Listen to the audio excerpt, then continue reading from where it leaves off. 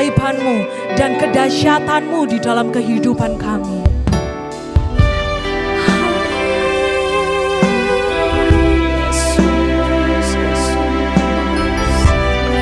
Mari sama-sama kita nyatakan.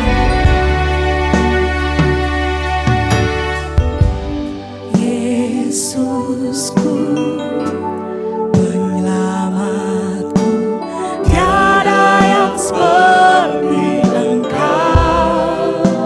Setiap hari ku memuji keajaiban kasih-Mu, penghibur itu,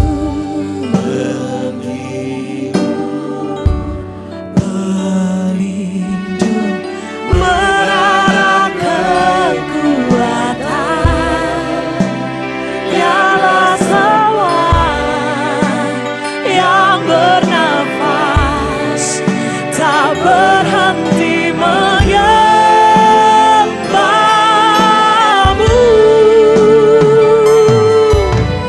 Nyanyi dan bersoraklah bagi Dia, pujian, hormat, kuasa bagi Raja.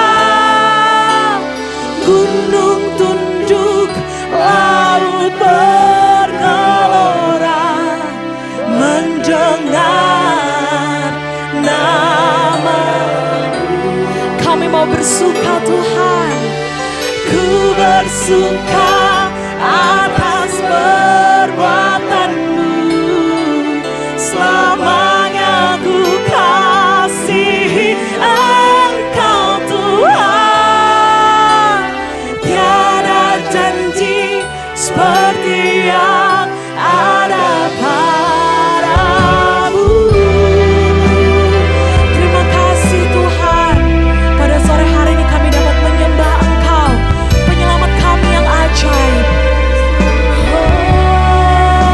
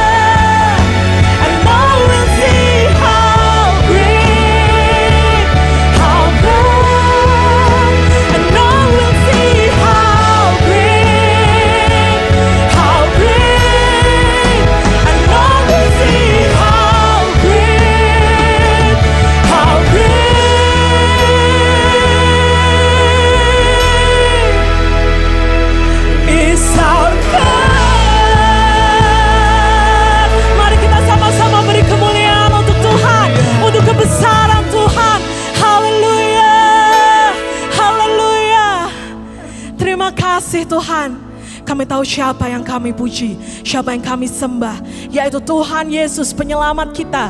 Dia yang mampu memberikan segalanya untuk kita.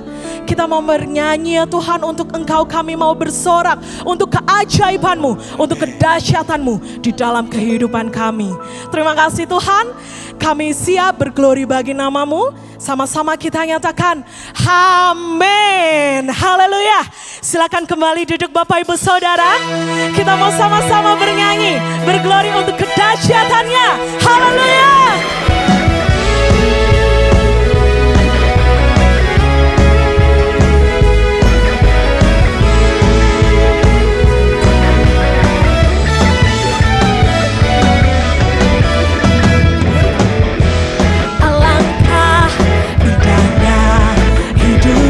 Dalam Tuhan, Dia mencurahkan berkat yang melimpah. Alangkah indahnya jalan bersama Tuhan, Dia memberikan kuasa untuk menang. Yesusku dahsyat, Yesusku dahsyat, ku tak ragu kepadamu. Kau Tuhan yang setia di pihakku. Yesusku dahsyat, tak terbendung kuasa-Mu. Kau yang terhebat, terbesar bagiku. Mari kita semuanya sama-sama bangkit berdiri kembali. Kita mau bernyanyi dengan gembira. Yesusku dahsyat, haleluya. Indahnya hidup di dalam Tuhan, Dia mencurahkan berkat yang melimpah. Alangkah indahnya jalan bersama Tuhan, Dia memberikan kuasa untuk menang. Yesusku dahsyat, ku tak ragu kepadamu. Kau Tuhan yang setia di pihakku. Yesusku dahsyat, tak terbendung kuasa-Mu. Kau yang terhebat, terbesar. Yesusku dahsyat, ku tak ragu kepadamu. Amin. Kau Tuhan yang setia. Yesusku dahsyat,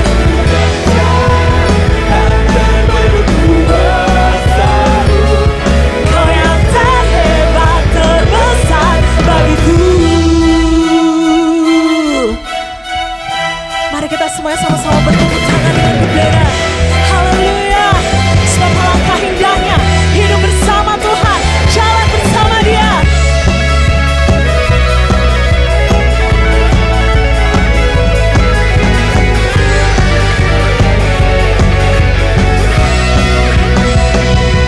Yesusku dahsyat, ku tak ragu kepadamu.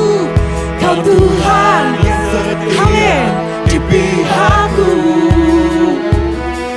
Yesusku dahsyat, tak terbendung kuasa-Mu. Kau yang terhebat, terbesar bagiku. Yesusku dahsyat, ku tak ragu kepadamu. Haleluya. Di pihakku.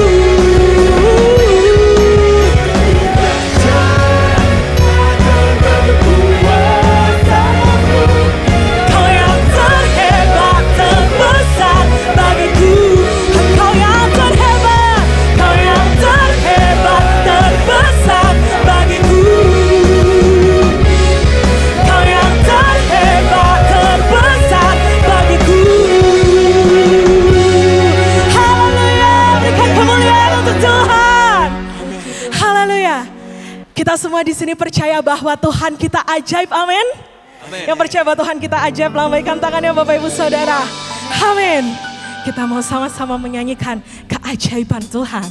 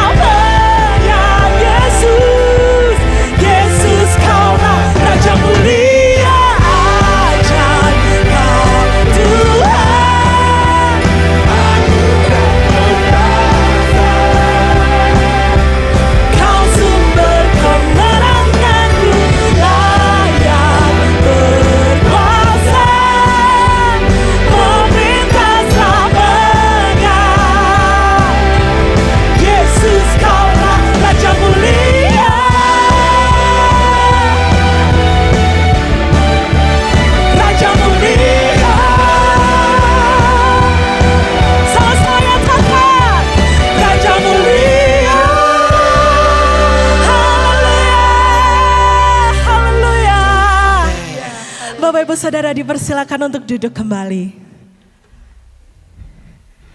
Kita tahu bersama bahwa di tengah dunia yang penuh ketidakpastian, tapi kita punya satu hal yang pasti, yaitu janji Tuhan.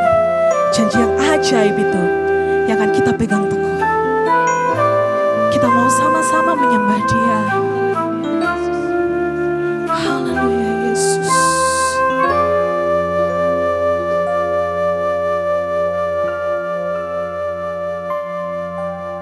Sungguh besar setiamu,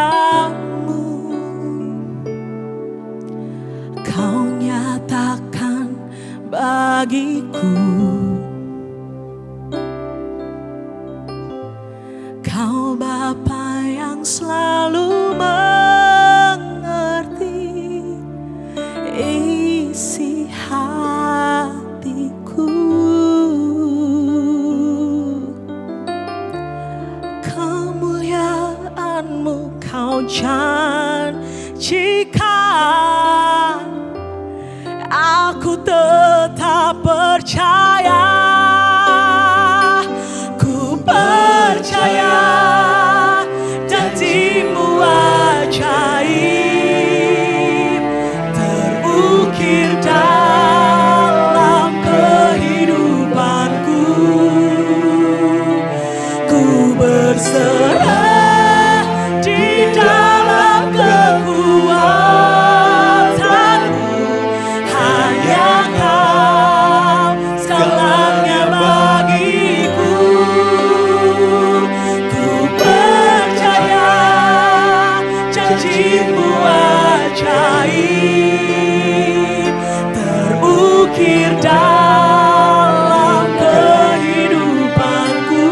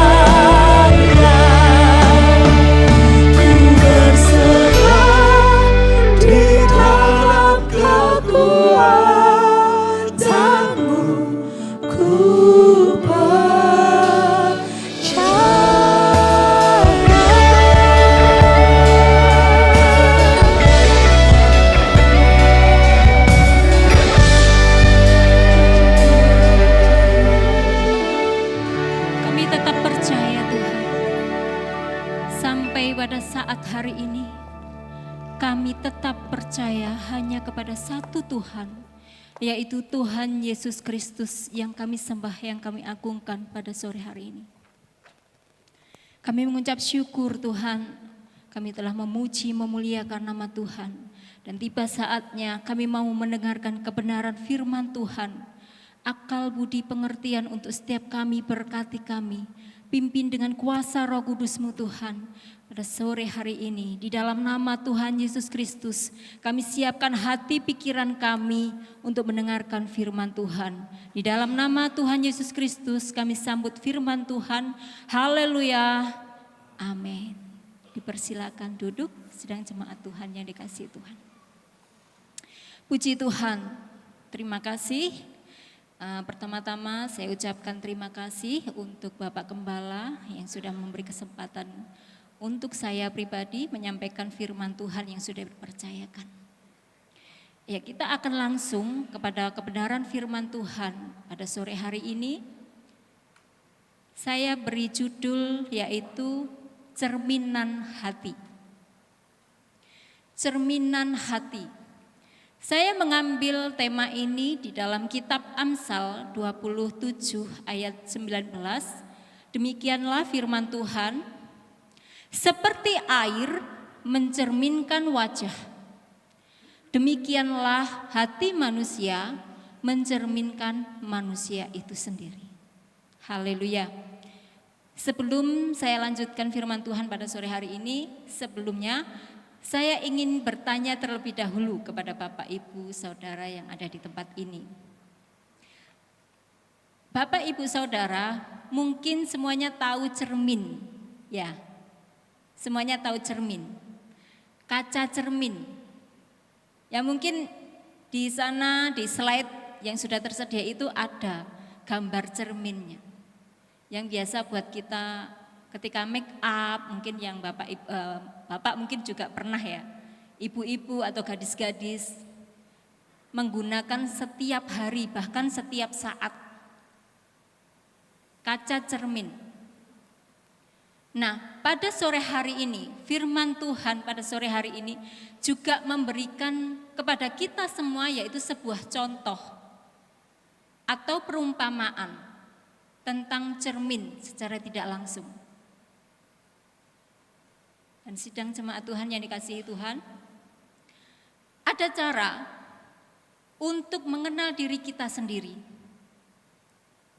Seperti air adalah kaca yang di dalamnya kita bisa melihat wajah kita sendiri. Melalui apa? Melalui pantulan. Mungkin bisa kita bayangkan bersama-sama.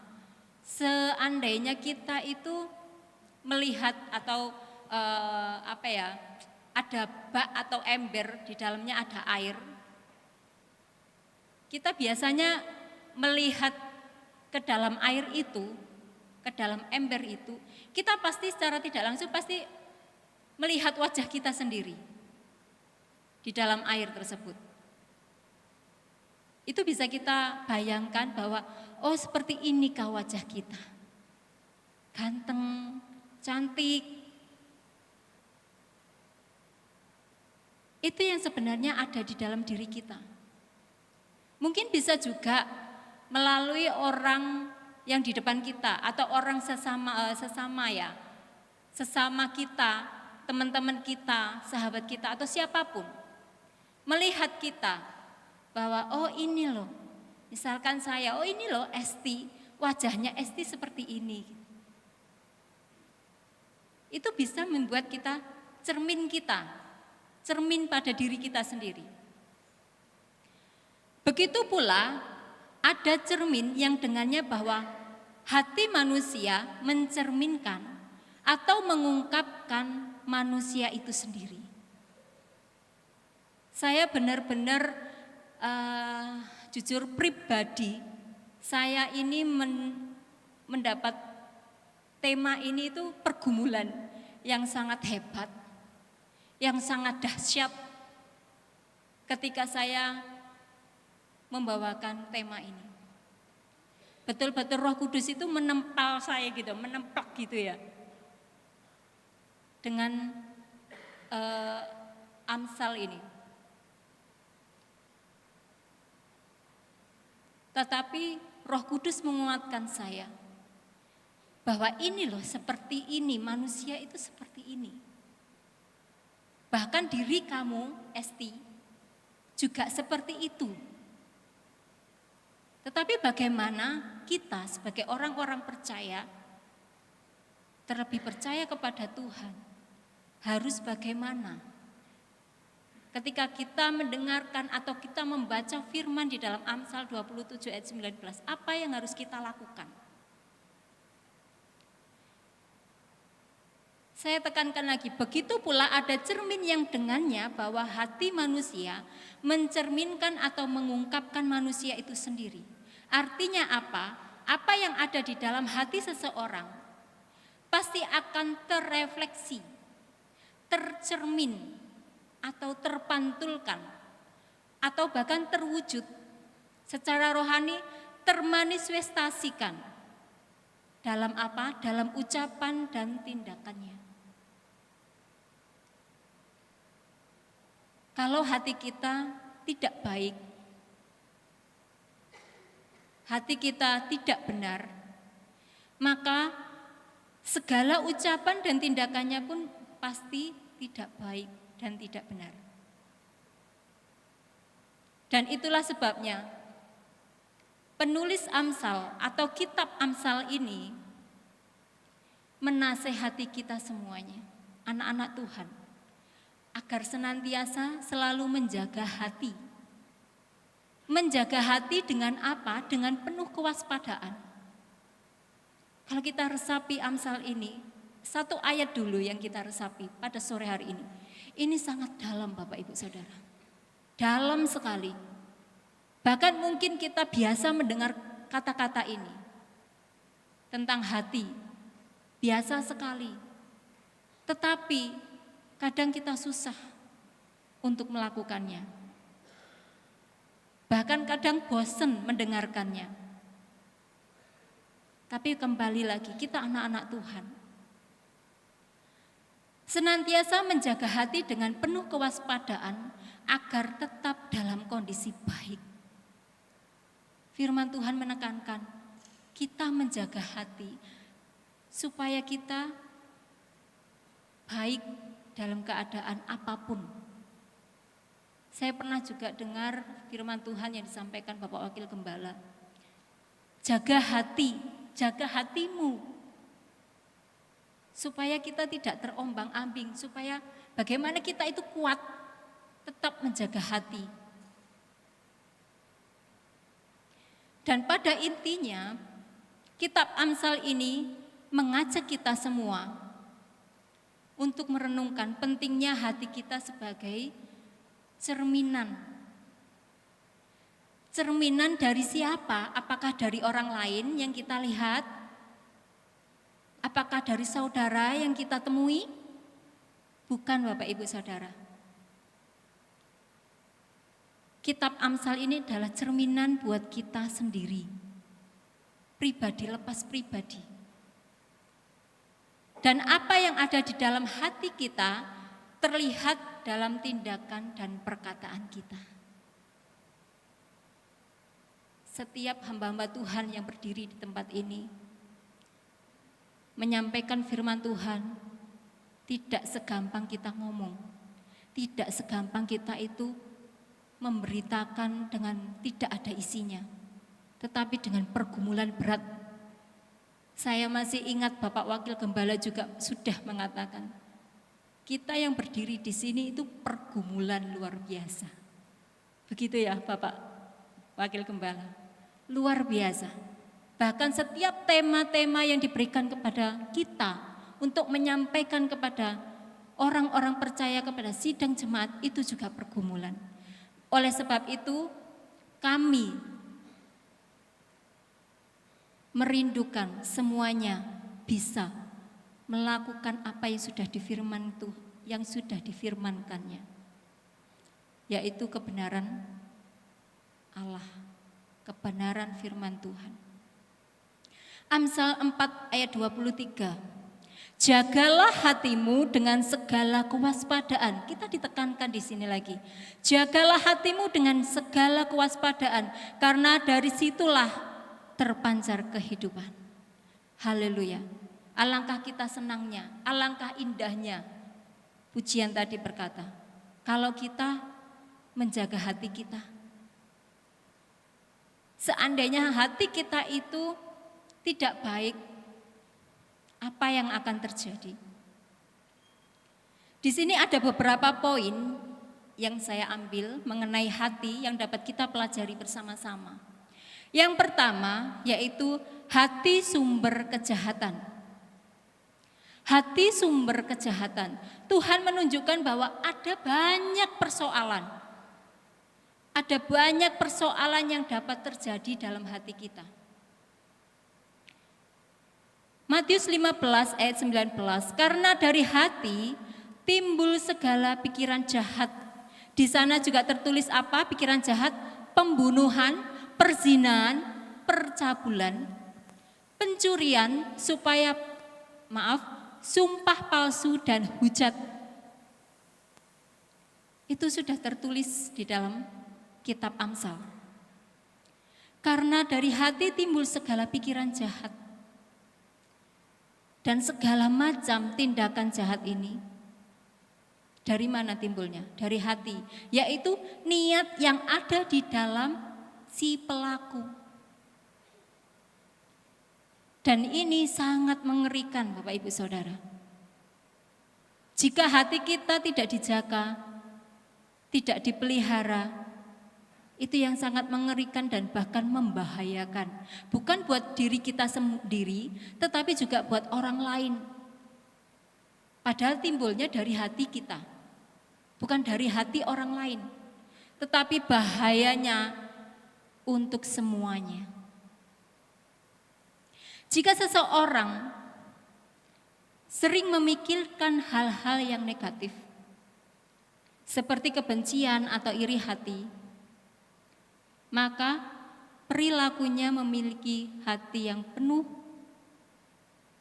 dengan ketidakbaikan atau mencerminkan perasaan itu sendiri. Yang tadi saya katakan. Dan jika seseorang memiliki hati yang penuh dengan kebaikan dan empati, maka ia akan berperilaku baik terhadap orang lain.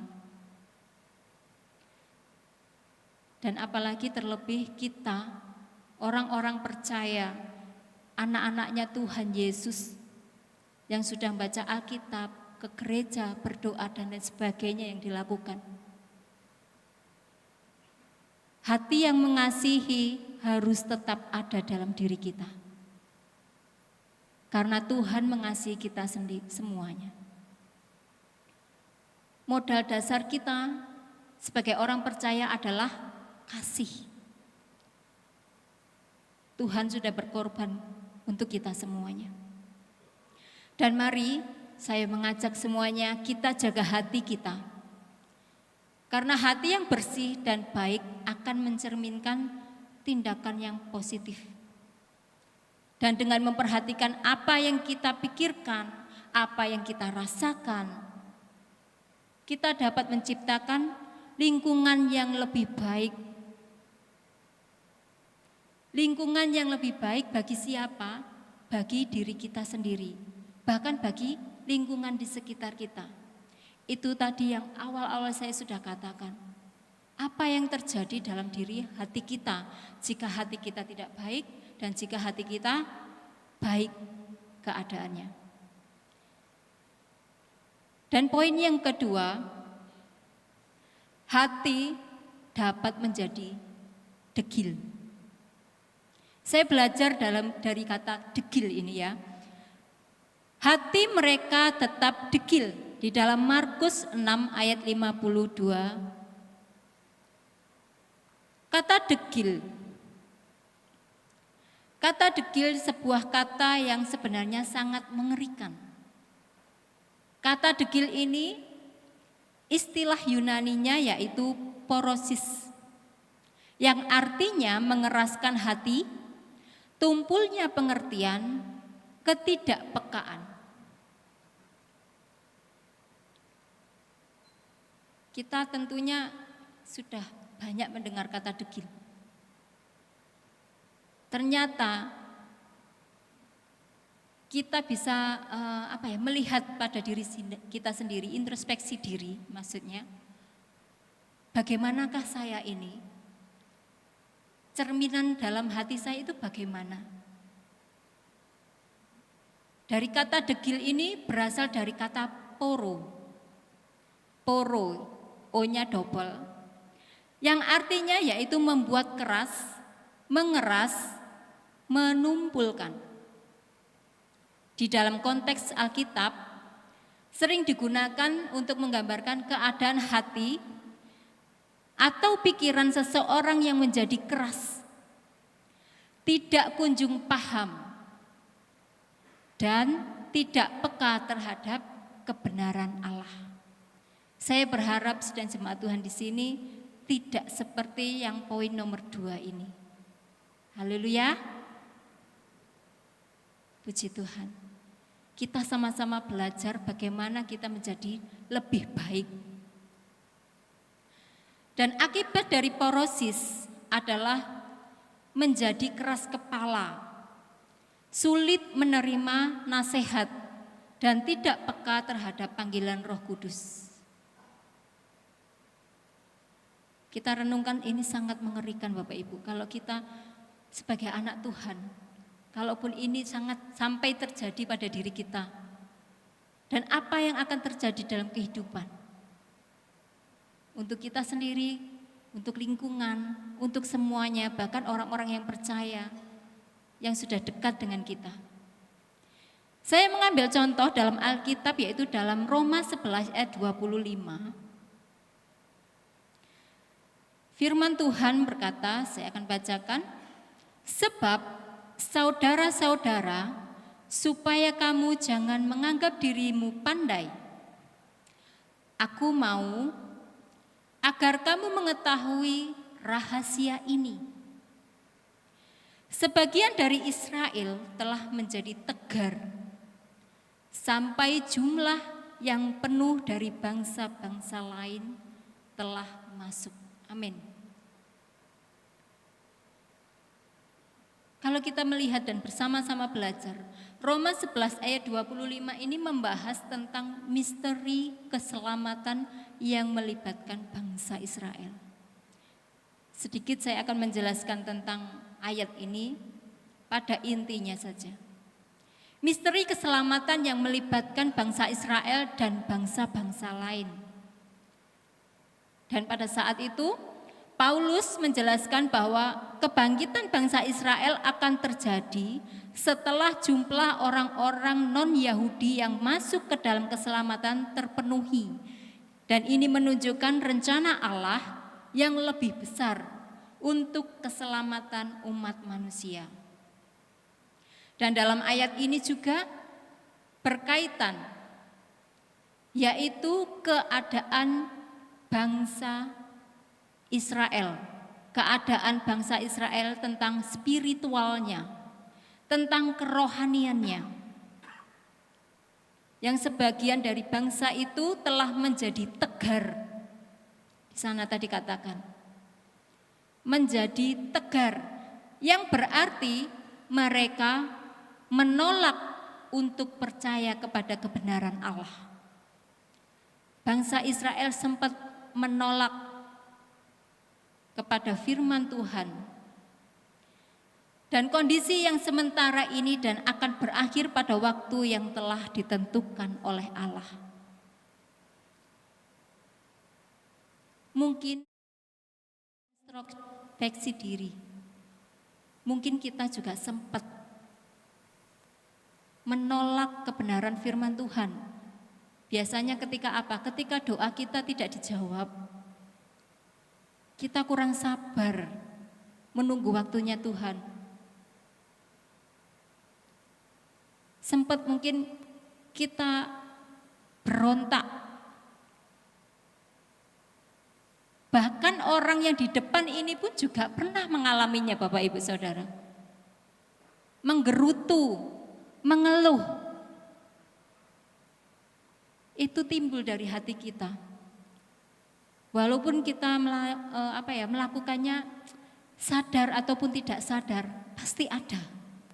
Karena hati ini, kalau misalkan di biologi, hati itu kecil katanya.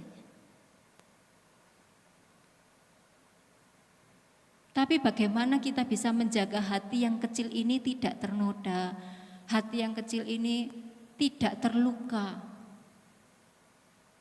Ternyata obatnya hanya satu, Bapak Ibu, yaitu baca firman Tuhan. Karena di sana banyak sekali kata-kata yang mengingatkan, menasehati, menegur kita. Kita akan ambil hikmatnya.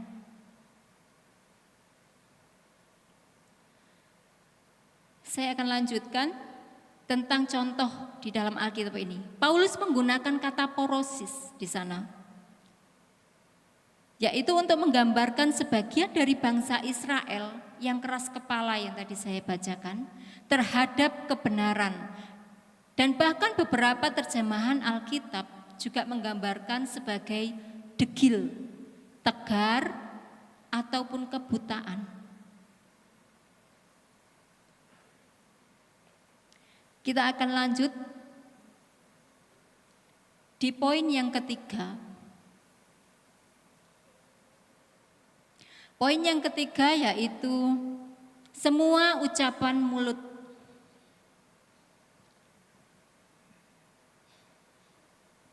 Hati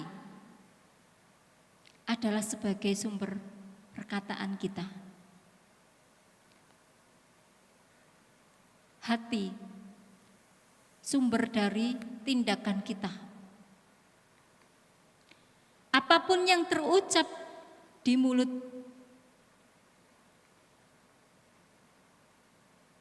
semuanya berasal dari hati. Jadi oleh sebab itu, pakai hati kita sebaik-baiknya dan pakai mulut kita sebaik-baiknya. Kalau hati baik dan benar, yang keluar dari mulut pasti baik dan benar. Dan sebaliknya, apabila hati dalam keadaan keruh, pasti yang keluar dari mulut adalah hal-hal yang negatif. Tentunya kita tidak mau seperti ini. Tentunya kita orang-orang percaya inginnya yang baik-baik. Tetapi saya pun tidak menyalahkan jika seandainya kita terbawa emosi, misalkan. Kita juga pernah mengucapkan hal-hal yang negatif. Tetapi kita ingat firman Tuhan, kewaspadaan itu perlu. Menjaga hati itu perlu. Karena yang diucapkan mulut meluap dari hati. Orang yang baik mengeluarkan hal-hal yang baik dari perbendaraannya yang baik. Dan orang yang jahat mengeluarkan hal-hal yang jahat dari perbendaraannya yang jahat. Di dalam Matius 12 ayat 34b sampai 35. Contoh dalam Alkitab, saya mengambil perumpamaan pohon dan buah. Di dalam Matius 7 ayat 17 sampai 20, saya akan bacakan firman Tuhan. Demikianlah setiap pohon yang baik menghasilkan buah yang baik, sedang pohon yang tidak baik menghasilkan buah yang tidak baik. Tidak mungkin pohon yang baik itu menghasilkan buah yang tidak baik, ataupun pohon yang tidak baik itu menghasilkan buah yang baik. Dan setiap pohon yang tidak menghasilkan buah yang baik pasti ditebang dan dibuang ke dalam api. Jadi dari buahnya lah kamu akan mengenal mereka. Amin. Dari hati, ucapan kita, tindakan kita, orang lain melihat. Bahkan bukan orang lain, Tuhan pun melihat. Sekalipun tidak ada wujudnya Tuhan itu bagaimana. Tetapi kita percaya Tuhan ada. Tuhan selalu menyertai kita. Itulah sebabnya setiap saat kita berdoa, setiap saat kita mendengarkan firman Tuhan. Karena Tuhan ada, supaya Tuhan juga bisa mengontrol kita. Supaya Tuhan juga bisa mengendalikan hati kita. Dan supaya orang-orang yang di depan kita juga menerima kita dengan baik. Satu hal yang dapat kita lakukan, yang paling ringan untuk kita lakukan, yaitu tersenyum. Saya ingin melihat Bapak Ibu Saudara di sini bisa tersenyum. Tersenyum yang terbaik. Boleh? Saya ingin melihat Bapak Ibu Saudara tersenyum, bisa tersenyum semuanya? Haleluya. Semuanya bisa tersenyum, itu adalah anugerah yang Tuhan berikan. Jika kita tersenyum, apakah lawan bicara atau lawan kita yang ada di hadapan kita tidak tersenyum, Bapak Ibu Saudara? Pasti tersenyum. Kalaupun seandainya yang kita terima tidak baik, berarti dalam tanda kutip ada something wrong yang sudah terjadi. Tetapi kita harus mengendalikan hati kita. Jagalah hati kita dengan penuh kewaspadaan. Perumpamaan pohon dan buah. Pohon yang baik menghasilkan buah yang baik dan pohon yang buruk menghasilkan buah yang buruk. Tindakan dan perkataan kita adalah buah dari keadaan kita. Makanya kalau kita senyum, lawan kita masa menangis Bapak Ibu? Pasti tersenyum. Haleluya. Pasti tersenyum. Dan sidang jemaat Tuhan yang dikasihi Tuhan, hati itu saya katakan seperti sehelai kanvas. Kita bisa renungkan ya, kanvas itu bagaimana rupanya. Mungkin kalau seni rupa atau kesenian pasti tahu kanvas. Sehelai kanvas yang akan terbentuk coraknya sesuai cat yang disapukan di atasnya. Sebuah kanvas, seandainya kita melukis ataupun kita menggambar ataupun membuat corak apapun, ya seperti itulah apa yang kita gambarkan. Seperti itulah yang terwujud dalam kanvas itu. Apapun itu bentuknya. Siapakah dapat berkata, aku telah membersihkan hatiku, aku tahir daripada dosaku, di dalam Amsal 20 ayat 9.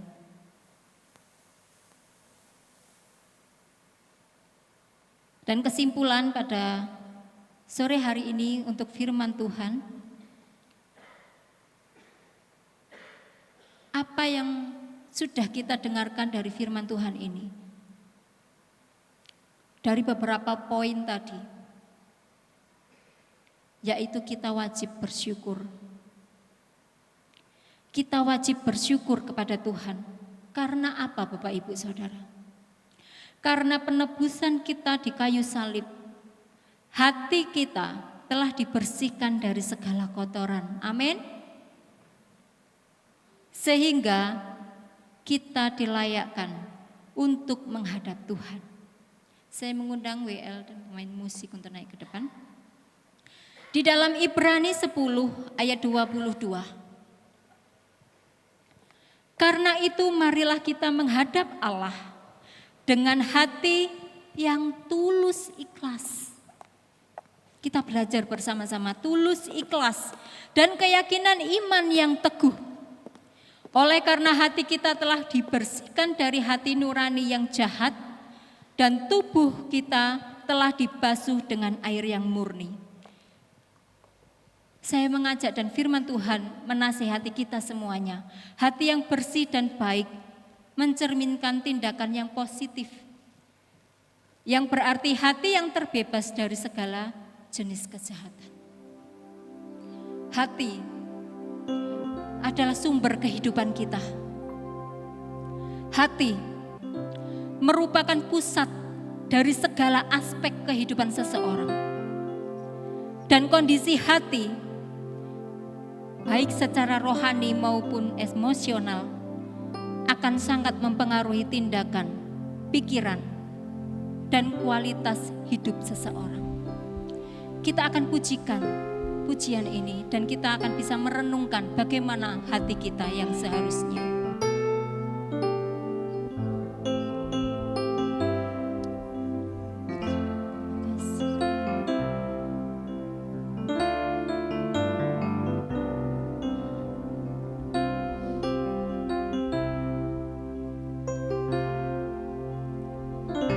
Ini hatiku menyembahmu, tulus dan kagum padamu Yesus. Ini hatiku tak sempurna, perlu campur tanganmu dalam hidupku.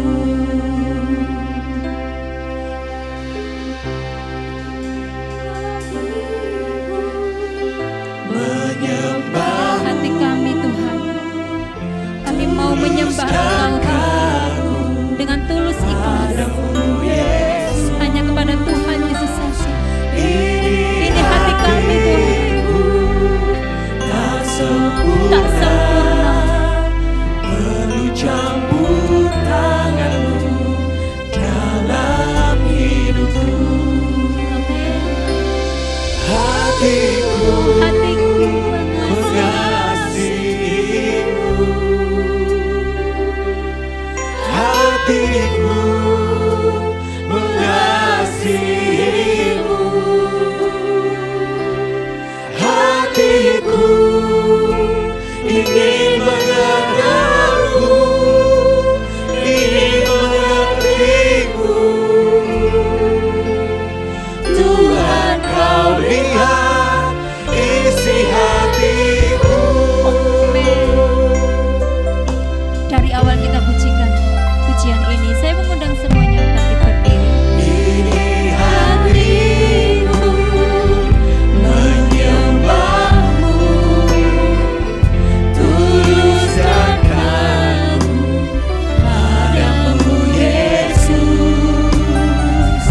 Ini hatiku tak sempurna, perlu campur tanganmu Sekali lagi, dalam awal kita pujikan.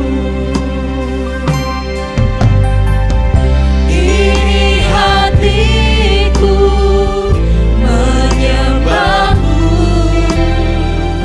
tulus dan kagum padamu Yesus. Ini hatiku tak sempurna, perlu campur tanganmu dalam hidupku. Hatiku mengasihimu, hatiku mengasihimu, hatiku ingin mengenalmu, ingin mengertimu. Tuhan, kau lihat isi hatiku. Hatiku mengasihimu, hatiku mengasihimu,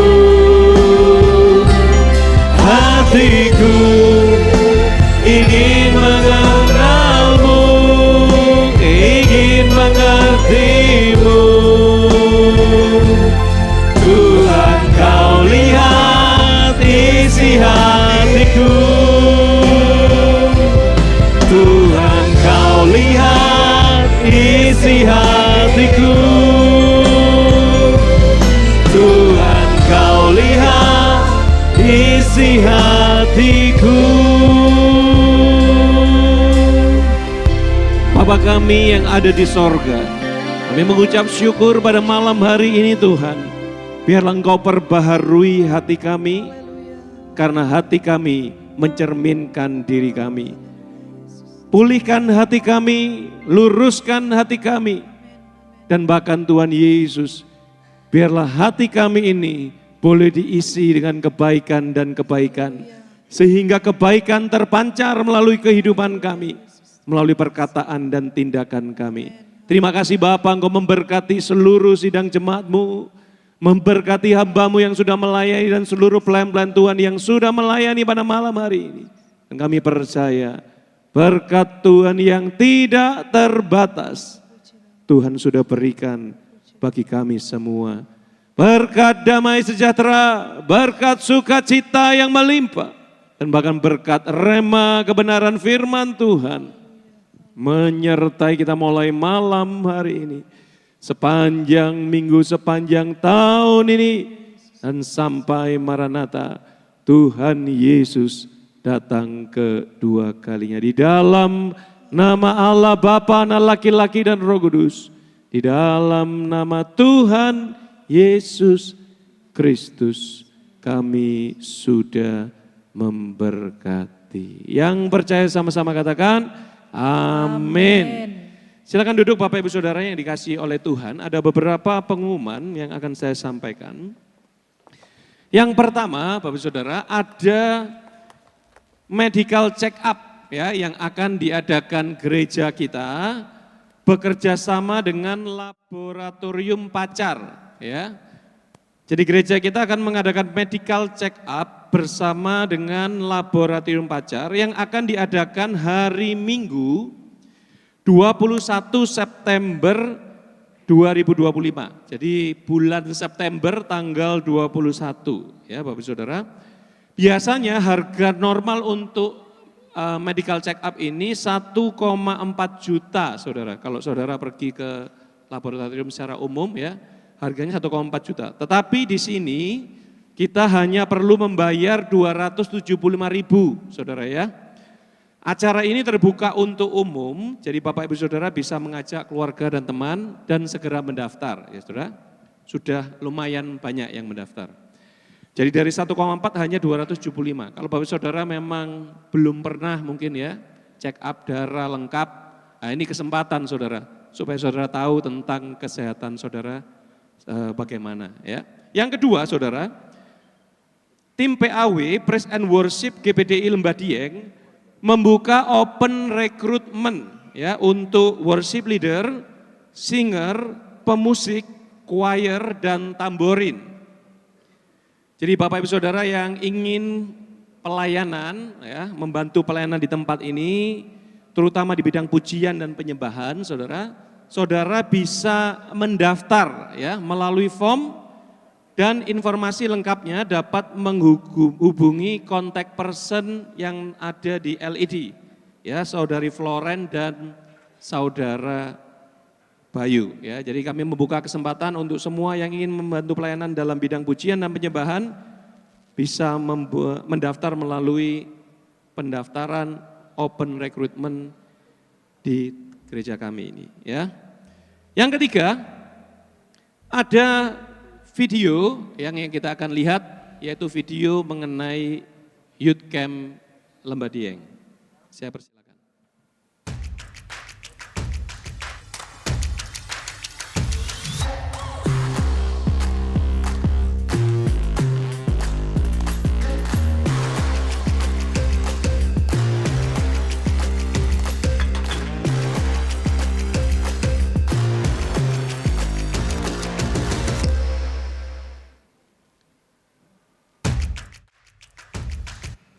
Oke, baik.